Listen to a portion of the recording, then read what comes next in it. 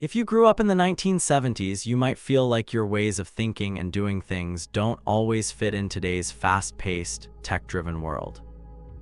People might see you as old-fashioned or resistant to change, but those very qualities are actually hidden strengths, forged in a time of simplicity and self-discovery. They're rare traits that give you an edge in resilience, creativity, and genuine connections. Today, we're exploring some of these traits, showing how they're not weaknesses but powerful assets backed by psychology. If this resonates, stick around. You might just see yourself in a whole new light. First, you likely have a strong sense of independence.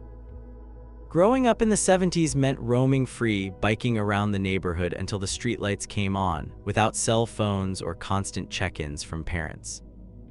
Psychology shows that this kind of unstructured play builds self-reliance. As research from child development studies indicates, kids who explore on their own develop better problem-solving skills and confidence. For example, think about how you might fix a household issue without immediately Googling it or calling for help. Instead of seeing this as stubbornness, reframe it as a superpower in a world full of instant solutions. Your ability to figure things out independently makes you resourceful and steady under pressure. Second, you probably possess remarkable resilience. The 1970s were marked by economic ups and downs like the oil crisis and inflation, where families had to make do with less.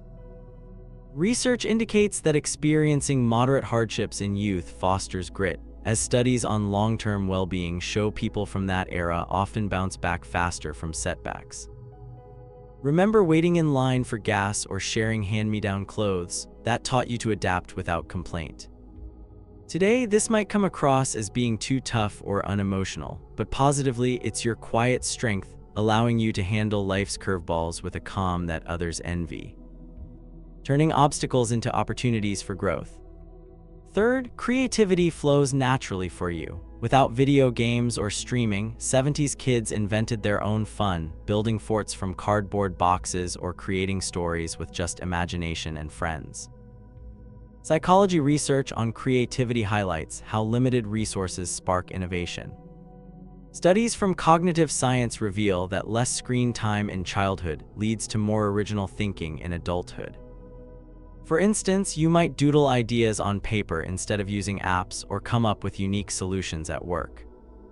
Rather than viewing this as being out of touch with tech, see it as a gift. Your fresh perspectives bring originality to teams and relationships, making you the one who thinks outside the box when others are stuck.